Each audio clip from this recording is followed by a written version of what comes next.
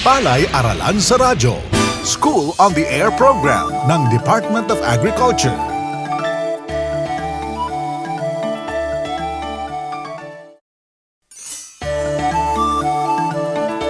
Sabay na nangangarap ang magkasintahang Aliana at Facundo. Para kay Aliana, gusto niyang maaliwalas at hindi maalinsangan ang kanilang dream house. Kaya naman gusto niya ay gawa sa sawali, yung parang kubo. Si Facundo naman ay nais niyang gawa sa konkreto ang bahay para raw sintibay ng pag-iibigan nila na hindi basta-basta matitibag, bumagyo o umaraw, mahirap o marangya. Magkakasundo kaya ang magkasintahang Aliana at Facundo sa kanilang dream house. Facundo, ayoko nagawa sa semento ang itatayong dream house natin. Tiyak na maalinsangan at madilim ang loob ng bahay. Paano na ang magiging mga anak nating sina Junjun at Bengbeng? Tiyak na maiinitan sila. Aliana, ang sa akin lang naman ay kung magpapagawa na rin lang tayo ng bahay ay yung matibay na. Yung bang matagalan.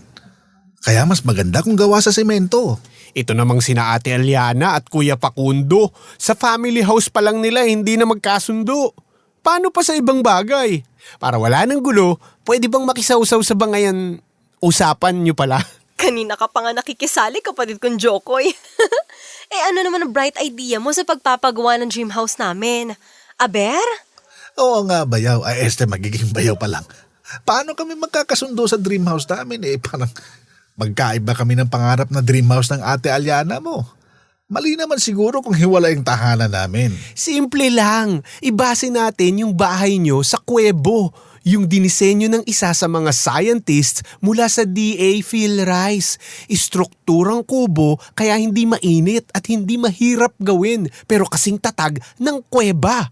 Kaya naman, hindi basta-basta magigiba dumating man ang malalakas na bagyo. Parang mga sinaunang bahay sa Batanes. Meron ba nun? Meron, bayaw Facundo. Pakibuksan ng radyo nang matutuhan nyo ang kuwebo. Istrukturang kubo na kasing tibay ng kuweba. Wala nga lang duwende.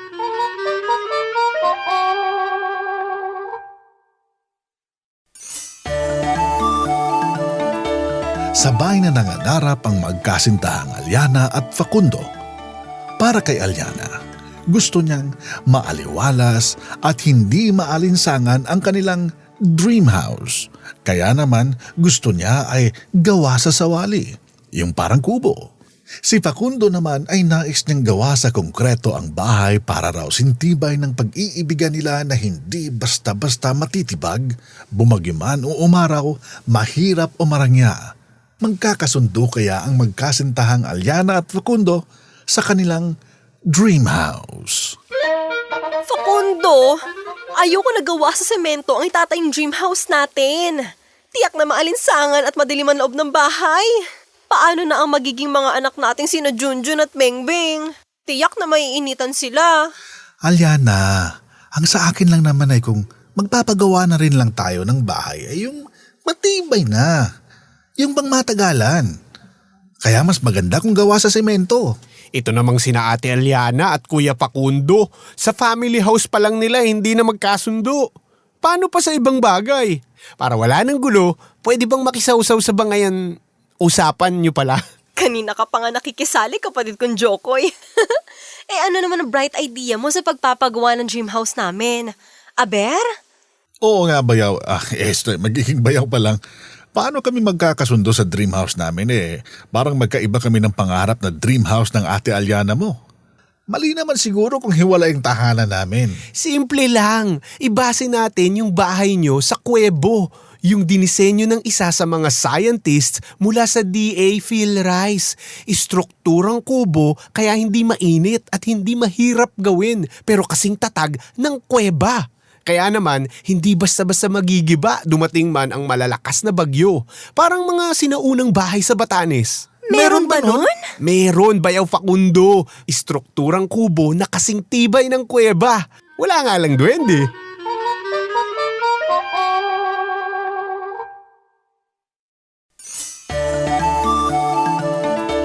Sabay na nangangarap ang magkasintahang Aliana at Facundo. Para kay Aliana, Gusto niyang maaliwalas at hindi maalinsangan ang kanilang dream house. Kaya naman gusto niya ay gawa sa sawali, yung parang kubo. Si Facundo naman ay nais niyang gawa sa konkreto ang bahay para raw sintibay ng pag-iibigan nila na hindi basta-basta matitibag, bumagiman o umaraw, mahirap o marangya. Magkakasundo kaya ang magkasintahang Aliana at Facundo sa kanilang dream house. Facundo, ayoko nagawa sa semento ang itatayong dream house natin. Tiyak na maalinsangan at madilim ang loob ng bahay. Paano na ang magiging mga anak nating sina Junjun at Bengbeng? Tiyak na maiinitan sila. Aliana, ang sa akin lang naman ay kung magpapagawa na rin lang tayo ng bahay ay yung matibay na. Yung pang matagalan. Kaya mas maganda kung gawa sa semento. Ito namang sina Ate Aliana at Kuya Facundo. Sa family house pa lang nila hindi na magkasundo. Paano pa sa ibang bagay? Para wala ng gulo, pwede bang makisawsaw sa bangayan usapan nyo pala? Kanina ka pa nga nakikisali, kapatid kong Jokoy. Ano naman ang bright idea mo sa pagpapagawa ng dream house namin? Aber? Oo nga bayaw. Esther, magiging bayaw pa lang. Paano kami magkakasundo sa dream house namin Parang magkaiba kami ng pangarap na dream house ng Ate Aliana mo. Mali naman siguro kung hiwalay ang tahanan namin. Simple lang. Ibase natin yung bahay nyo sa kuwebo. Yung dinisenyo ng isa sa mga scientists mula sa DA Phil Rice. Istrukturang kubo kaya hindi mainit at hindi mahirap gawin pero kasing tatag ng kuweba. Kaya naman, hindi basta-basta magigiba dumating man ang malalakas na bagyo. Parang mga sinaunang bahay sa Batanes. Meron ba nun? Meron, Bayaw Facundo. Pakibuksan ng radyo nang matutuhan nyo ang kuwebo. Istrukturang kubo na kasing tibay ng kuweba. Wala nga lang duwende.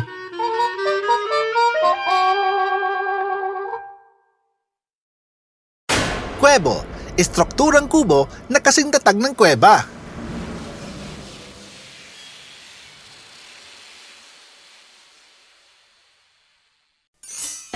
Ang kuwebo ay istrukturang pananggalang sa bagyo kung saan maaaring isilong ang mga alagang hayop, pagtabihan ng mga makinang bukid o di kaya isiliran ng mga inaning palay at iba pa.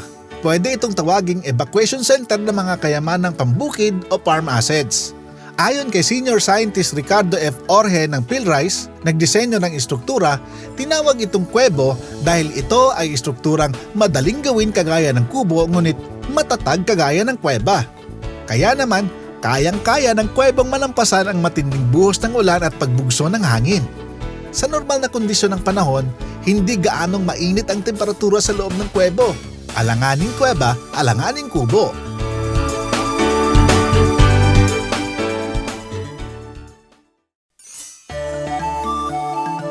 Magandang araw mga kamagsasaka. Ako po si Mang Fred at welcome sa ating programang Palay-Aralan sa Radyo, School on the Air program ng Department of Agriculture. Tutok lang po kayo. Usapang kuwebo tayo ngayong araw. Ito po yung istrukturang kubo na kasing tatag naman ng kuweba. Hindi basta-basta iwawas-iwas ng bagyo. Ang kuwebo po ay istrukturang maaaring silungan ng mga alagang hayop, tabihan ng makina at siliran ng inaning palay habang masama ang panahon. Mainam ang kuwebo sa mga lugar na malimit binabayo ng malalakas na bagyo. Bukod pa dyan, napapanatili ang hindi gaanong maalinsangang klima sa loob kaya naman hindi kulob ang mga ilalagay sa loob nito. Kumbaga, hindi lalagnatin ang isisilong na kambing.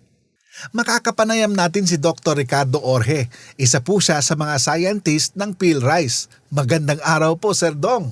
Magandang umaga din, Mang Fred, at sa lahat ng ating mga tagapakinig. Ayan, napakaganda po ng ating topic ngayong araw. Sir Dong, pakilarawan po sa amin ang tindig at itsura ng kuwebo at saan po ba ito gawa?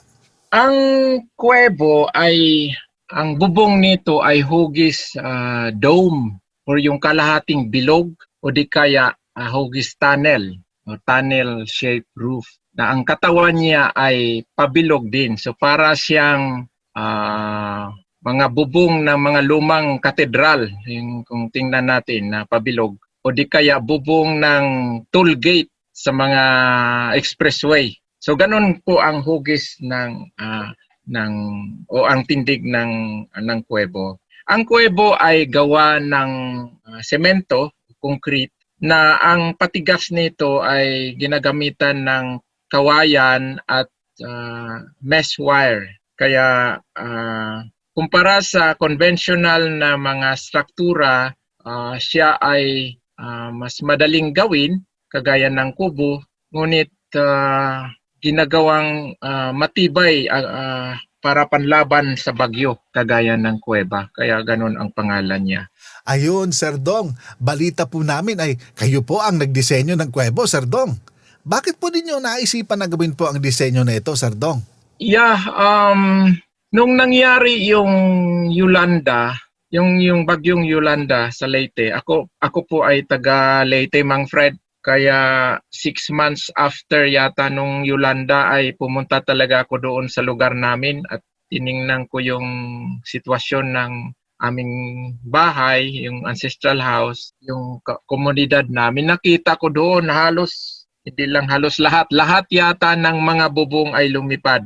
Kasama po yung bubong ng bahay namin. Hindi lang yon, ang mga nabalita ay mga nasirang bahay. Pati na rin yung mga pinagkulungan o bahay ng mga babuyan, yung mga backyard piggery, wala na rin. So nalaman ko sa aming mga kabarangay na hindi lang tao ang namatay nung bagyo na yon, kundi marami ring mga hayop dahil unang-una, pagkalipad nung mga kanilang sinilungan ay mamamatay na rin kahit nga manok pag mabasa na yung balahibo nila, mamamatay na rin yun sa ginawang manok. Ganun na rin yung mga baboy. So naisipan ko ang kuwebo, something ba na hindi siya masyadong mahirap gawin pero matibay at kayang makatayo against sa malalakas na bagyo. Doon po nag-umpisa yung kwento ng kuwebo.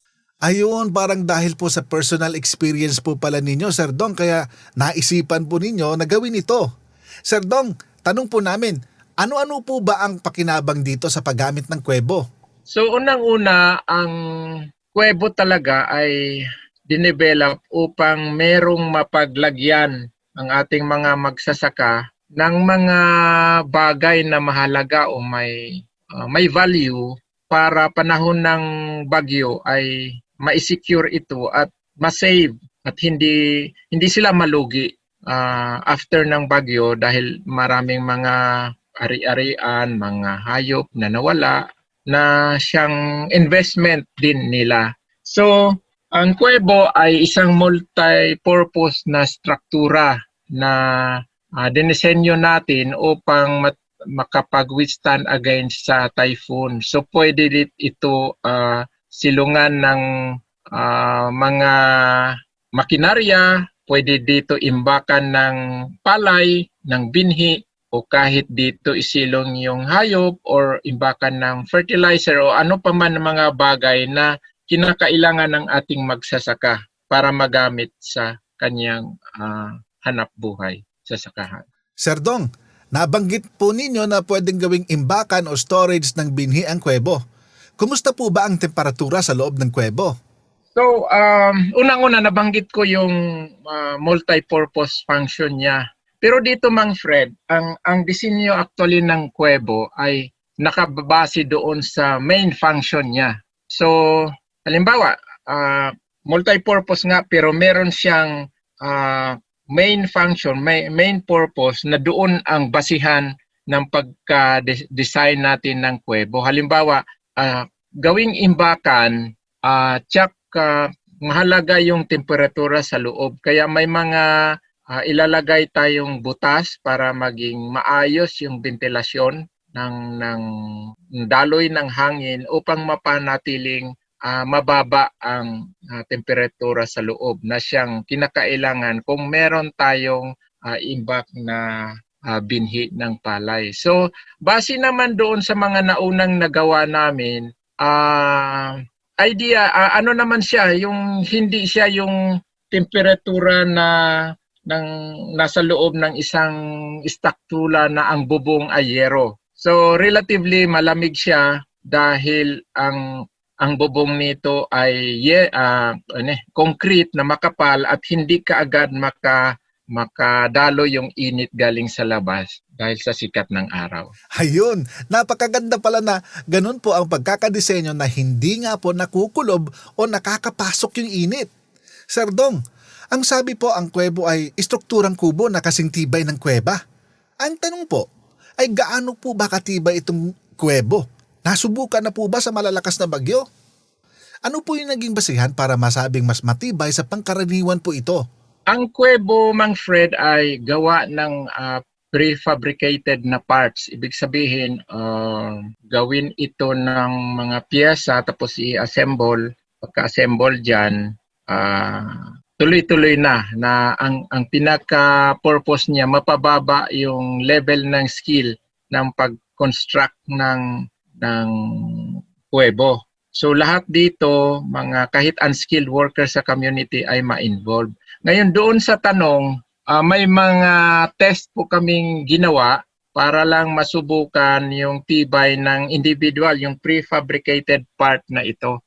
Pinatayo namin yung isang individual na ang bigat niya ay 90 kilograms doon sa nakapatong na prefabricated part na sinusuportahan ng 1 meter apart na support. Doon siya sa gitna tumayo, nakapatong. Fortunately, hindi na bali itong prefabricated. So, yun yung pinaka-practical naming ginawa para lang matest ang tibay ng part na ito. Pero may mga plano kaming ay subject talaga ito sa sa scientific way of testing noong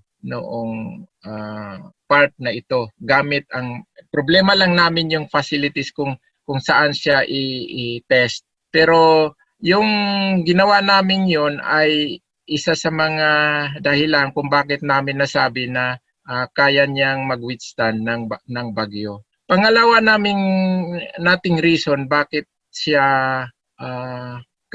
niya kayang i-withstand yung malalakas na bagyo. Dito kasi sa mga conventional structures na kung saan ang dingding, ang bubong ay treated as separate parts.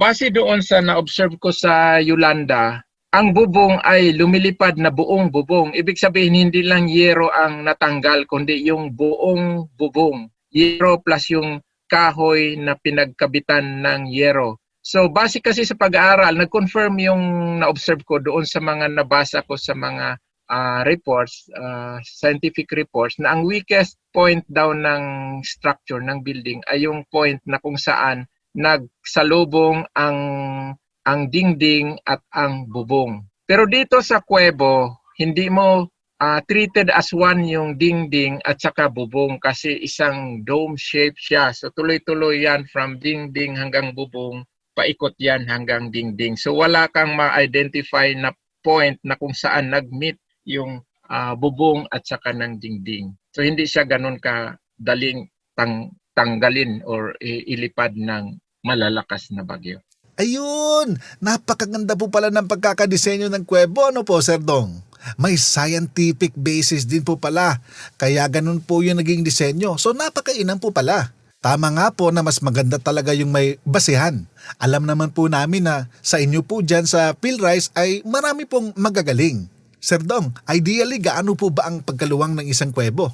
Kagaya nung nasabi ko kanina, Mang Fred, magbabari ang design ng kuwebo base doon sa gamit nito. Pero doon sa tanong nyo, ang pinakamaliit na floor area ng kuwebo ay nasa 20 square meters. Imagine mo ito na isang bilog. Bilog na floor, na bilog, cylindrical na ding, tapos dome shape na bubong. So yun yung pinakamaliit na kuwebo at makita mo itong ganitong disenyo ng kuwebo sa ating future rice farm na kung saan ginamit ito na shelter ng isang dryer. So may isang ganitong kuwebo sa ibang sa mga pilot site din natin. So 20 square meters. Pero mula dito sa maliit, makagawa tayo ng mas iba-ibang design gamit ang the same prefabricated part yung sinabi ko kanina na sinubject sa load. na nakakurbada na ito na kagaya noong kuwebo na nasa Palayamanan area ng PhilRice Central Experiment Station, may may 5 na parang kung tingnan mo sa taas para siyang bulaklak na may petals na each petal ay parang yung maliit na kuwebo na 20 square meter. So sa ganitong kuwebo na nasa Palayamanan, ang floor area ay nasa 138 square meters. At posible pa tayong makagawa ng ibang kuwebo base doon sa specific na paggagamitan nito. Sir Dong, doon po sa sinabi natin na gaano kalaki, mga magkano po kaya ang magagastos para sa pagtatayo ng ganoon pong kalaki na kuwebo? Base sa aming computation dito, Mang Fred, unfortunately, mga pa ito, 2019 na data, umaabot ng mga 2,300 pesos per square meter floor area ang investment natin sa pagtayo ng kuwebo. So ginawa namin itong per square meter floor area para rin ma-compare namin doon sa mga ibang istruktura na nakatayo. So kung meron kang kagaya noong nasa Palayamanan, ang floor area niya ay nasa 138 square meters, inabot din kami ng doon nasa mga 300,000 pesos. Pero sa ganong luwang yon, na i-computein mo nga yung per square meter ay nasa 2,300 pesos per square meter. Pero ikumpara mo ito sa ibang conventional na paraan ng paggawa ng structures, malaki pong kababaan ito sa cost. Kasi karamihan ngayon hindi bababa sa 5,000 pesos per square meter floor area nung structure o nung building. Ngayon, ang assumption dito, gastos lahat pati labor. Pero ang idea ng kuwebo ay bayanihan. Halimbawa, sa isang komunidad o sa isang kooperatiba, kung magtayo kayo ng kuwebo, free na yung service ng labor, o sa isang household, involve mo yung lahat ng miyembro, pwede ka makatipid ng labor. Sa na rin, pinipresyohan namin yung kawayan na siyang reinforcement noong concrete na maari namang libre sa ibang lugar. Ang laki po pala ng kaibahan, Mas malaking tipid po pala kung sa disenyo na ganyan. Sir Dong, may tanong lang po ako doon sa reinforcement na sinasabi po natin na kawayan. May pag-aaral na po ba kayo, Sir Dong, kung ano po ang pagkakaiba o gaano po katagal ang buhay ng reinforcement na kawayan kumpara po sa karaniwan na bakal? Ang paggamit ng kawayan ngayon, Mang Fred, ay binabalikan kahit doon sa larangan ng architecture. So, considered na rin siya na isang structural material. So, may mga literatures na nagsasabi na ginagamit ang kawayan as reinforcement noong concrete. Ngayon, maalala ko, nung maliit pa ako at may yung babuyan namin nga noon, kasi ang tatay ko ay karpentero, ang gamit niyang reinforcement doon sa mga kapalit doon sa bakal na kung saan itutusok sa hollow block, ay actually kawayan. At naalala ko yun, hindi naman siya nasisira noong time na sirain na yung silungan ng babuyan dahil may itatayo ng iba. Ngayon, kung lagyan mo siya ng scientific basis, tama nga, hindi siya masira kaagad kasi ang kawayan ay binalot ng semento. Ibig sabihin, hindi siya mabubulok dahil limited, wala na masyadong interaction ng oxidizer, yung oxygen. So walang decomposition na mangyayari. So yun yung isang dahilan kung bakit para mapababa natin at ang cost ng kuwebo, gumamit tayo ng kawayan.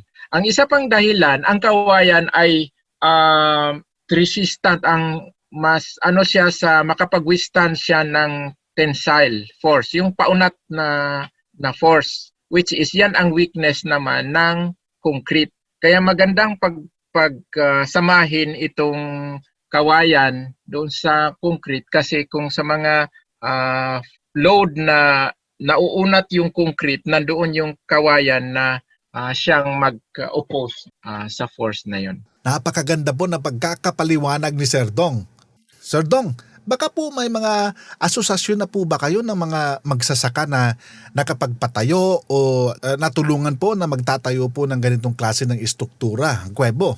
Yes, Mang Fred, dito sa rice din natin sa Saragosa, Nueva Ecija, may tinayo tayong kuwebo sa isang kooperatiba o farmers association sa Mayamot, Saragosa, Nueva Ecija, na ang kuwebo na ito ay ginagamit nilang shelter doon sa kanilang mushroom production. So iba din ang hugis nito. Imagine mo yung bilog, kinati mo, in-slice mo, inunat, tapos nilagyan pa ng extension sa gitna. So para siyang oblong kung tingnan sa taas, ang floor area niya oblong. So part doon ay nandoon yung space para gumawa ng mga fruiting bags yung mga miyembro ng asosasyon, at nandoon yung isang dulo nito ay isang room na kung saan doon nila patubuin yung mga mushroom.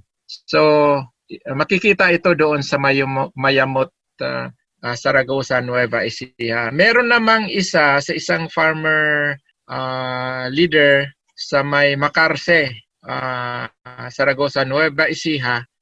Malapit na yatang matapos o baka tapos na ngayon. Nakulong lang kami, hindi kami makabisita doon. Ang kuwebo ay isang ginamit niya na shelter ng free-range chicken. So ang hugis din nito ay ganun din, parang oblong, na doon magstay ang chicken habang panahon ng gabi or pag mainit ng panahon, pero gagala-gala din siya doon sa paligid niya. Meron pang isa sa may Santiago, Isabela, sa Rice Beach community din ito. Ito yung masabi ko, yung pinakamaliit na kuwebo, yung 20 square meter floor space na ginagamit din imbakan ng mga fertilizer at saka iba pang kailangan sa bukid ng magsasaka. Napakarami po ng ating napag-usapan, Sir Dong. Dagdag lang po namin.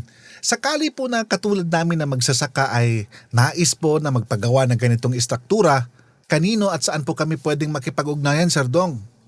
Makipag-ugnayan din lang sa engineering sa akin through sa ating tech center, kasi ang kuwebo ay talaga ito, parang do-it-yourself type na technology. Wala tayong matatawag na cooperating manufacturer na mag-construct nito. Babayaran na lang ng kung sinong gustong magpagawa, kundi sila mismo kung sino ang may balak, bahala na silang magpagawa gamit ang guide. Sa ngayon, Mang Fred, ginagawa pa natin yung parang procedure, parang isang tipong technology bulletin na pag meron dito, nandoon na yung mga guide kung paano mag-construct ng kuwebo. Pero habang wala pa ito, pwede kayong makipag-ugnayan sa engineering division ng PhilRice. Ayan, napakaganda po na mayroon na po palang ide-develop po na instructional material. Sa atin pong mga kababayan na interesado na magtayo ng kuwebo, ay pwede po pala kayong mag-text o tumawag po pala sa hotline nila. Ang hotline po ay 0917-111-7423. Napakaganda po ng ating talakayan. Sir Dong, baka may dagdag mensahe pa po kayo sa ating mga tagapakinig. Salamat, Mang Fred. Siguro ang masabi ko lang sa ating mga tagapakinig na mga magsasaka, consider na natin na ang malalakas na bagyo ngayon ay paulit-ulit na dahil na nga dito sa climate change. Kasi base sa mga sinasabi ng mga experts, magiging intense, frequent ang mga bagyo. Kaya mahalaga na paghandaan din natin, isa na dito yung paggamit ng mga istruktura na resistant sa malalakas na bagyo, kagaya ng kuwebo. Salamat po. Maraming salamat po, Sir Dong, sa pagpapaunlak po ninyo sa amin. Sana po ay patuloy po kayong handa po sa ganitong talakayan. Sana po ay maulit po namin yung pagsishare po ninyo ng mga kaalaman sa atin pong mga kababayan. Maraming salamat po, Sir Dong, at mabuhay po kayo. Maraming salamat din po, Mang Fred, at sa lahat ng ating mga tagapakinig. Hindi maikakaila na sadyang madalas dapurakin ng mababangis na bagyo ang ating bansa. Dala nila ang ulan na kailangan natin sa pagsasaka. Huwag lang lalabis at susobra. Bukod sa posibleng maging pinsala ng bagyo sa ating pananim, ay madalas ding problema kung saan maaaring igarahe ang ating mga alagang hayop, saan maaaring itabi ang ating mga makina sa pagsasaka, o saan pwedeng isilid ang mga inaning palay, o sibuyas kaya, pati bawang. Ang kuwebo ay istrukturang hindi iniinda ang bagyo kung saan maaaring isilong ang mga alagang hayop, pagtabihan ng mga makina o di kaya ay siliran ng mga inaning palay at iba pa. Tinawag itong kuwebo dahil ito ay istrukturang kubo ngunit kasing tibay ng kuweba. Alanganing kuweba, hindi rin naman kubo. Kaya naman kayang-kaya ng kuwebong malampasan ang matinding buhos ng ulan at pagbugso ng hangin. Likas na templado ang temperatura sa loob nito.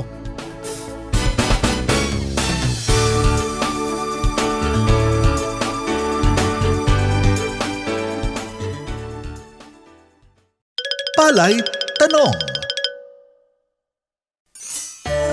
Tama o mali? Ang kuwebo ay istrukturang gawa sa karton ngunit kasing tibay ng bato.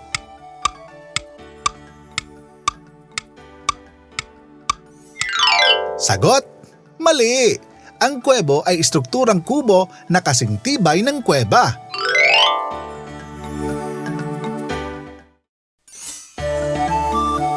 May mga asosasyon nang sumubok magtayo ng kuwebo. Isa na rito ang Ugatuhay Farmers Association sa Mayamot, Zaragoza, Nueva Ecija. Ang kanilang kuwebo ay ginawang siliran ng mga pinapatubong kabute bukod sa iba pang gamit.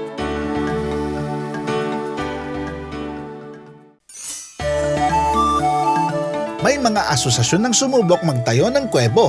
Isa na rito ang Ugatuhay Farmers Association sa Mayamot, Zaragoza, Nueva Ecija. Ang kanilang kuwebo ay ginawang siliran ng mga pinapatubong kabute bukod sa iba pang gamit.